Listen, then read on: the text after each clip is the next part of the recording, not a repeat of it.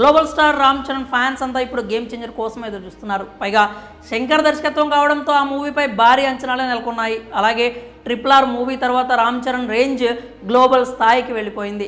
రాజమౌళితో movie చేసిన తర్వాత వస్తున్న మూవీ కావడంతో గట్టి అంచనాలే నెలకొన్నాయి. ఇప్పటికే ఎన్టీఆర్ దేవరగా ప్రేక్షకుల ముందుకు వచ్చేశాడు. కేవలం 3 రోజుల్లోనే 300 కోట్ల రూపాయల గ్రాస్ కలెక్ట్ చేశాడు. అంతేకాకుండా రాజమౌళి సెంటిమెంట్ను కూడా తారక్ పటాపంచలు చేశాడు. ఇప్పుడు దేవరతో ఎన్టీఆర్ హిట్ కొట్టడమే కాకుండా రామ్ చరణ్ కూడా టార్గెట్ ఫిక్స్ చేశాడు.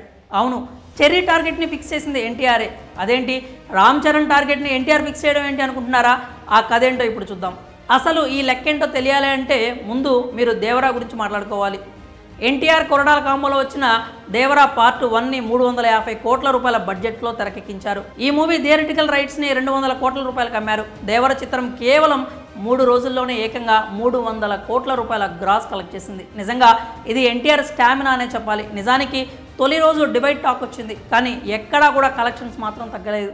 దేవర జోరు చూస్తుంటే మూవీ లాంగ్ రన్లో ఖచ్చితంగా 500 కోట్ల రూపాయల గ్రాస్ కలెక్ట్ చేసేలాగే ఉంది. ఇప్పుడు ఈ కలెక్షన్స్ లెక్కలు చూసుకుంటే మాత్రం దేవర సూపర్ హిట్ అనే చెప్పాలి. మరి గేమ్ చేంజర్కి దేవర పెట్టిన టార్గెట్ ఏంటి అది కూడా చూద్దాం. ఇక్కడ దేవరకు బడ్జెట్, బిజినెస్, కలెక్షన్స్ అన్నీ కలిసి వచ్చాయి. అయితే గేమ్ చేంజర్ పరిస్థితి మాత్రం అంత సులభంగా ఉండేలా కనిపించట్లేదు. ఎందుకంటే దేవర బడ్జెట్ 350 కోట్లు అయితే గేమ్ చేంజర్కు మాత్రం బడ్జెట్ 450 కోట్ల రూపాయలు అయింది. అంటే ఈ మూవీ థియేటికల్ రైట్స్ని ఖచ్చితంగా 300 కోట్ల రూపాయలకు అమ్మాల్సి ఉంటుంది. అంటే అప్పుడు ఎలా లేదన్నా కూడా గేమ్ చేంజర్ సినిమా 600 కోట్ల రూపాయల గ్రాస్ని కలెక్ట్ చేయాల్సిన పరిస్థితి ఏర్పడుతుంది.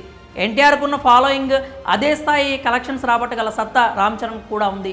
సినిమా హిట్ అయితే మాత్రం 600 కోట్ల రూపాయల గ్రాస్ కలెక్షన్స్ అనేవి అస్సలు లెక్కే కాదు. కానీ సినిమా డివైడ్ టాక్ వచ్చినా, సినిమా ఆకట్టుకోలేకపోయినా కూడా అంతా కలెక్ట్ చేయడం చాలా కష్టం. అయితే రామ్ చరణ్ కావడం, లెజెండరీ డైరెక్టర్ శంకర్ కావడంతో గేమ్ చేంజర్పై మినిమం అంచనాలు పెట్టుకోవచ్చు. అలాగే రామ్ చరణ్ బాక్సాఫీస్ స్టామినా ఏంటో తెలుగు ప్రేక్షకులకు తెలియనిది కాదు. ఈ ఫ్యాక్టర్స్ని బట్టి చూస్తే గేమ్ చేంజర్ ఖచ్చితంగా కొట్టాల్సిందే అని కోరుకుందాం. అలాగే ఎన్టీఆర్ సెట్ చేసిన టార్గెట్ కూడా బాగుంది. టాలీవుడ్ ఇప్పుడు గ్లోబల్ స్థాయికి ఎదుగుతున్న నేపథ్యంలో హీరోల మధ్య ఇలాంటి హెల్దీ పోటీ ఉండడం చాలా మంచి విషయం. అలాంటి పోటీ ఇండస్ట్రీ ఎదగడానికి ఉపయోగపడుతుంది. మరి గేమ్ చేంజర్కు దేవర సెట్ చేసిన టార్గెట్ని రామ్ చరణ్ రీచ్ అవుతాడా? మీ అభిప్రాయాలని కామెంట్స్ రూపంలో తెలియజేయండి.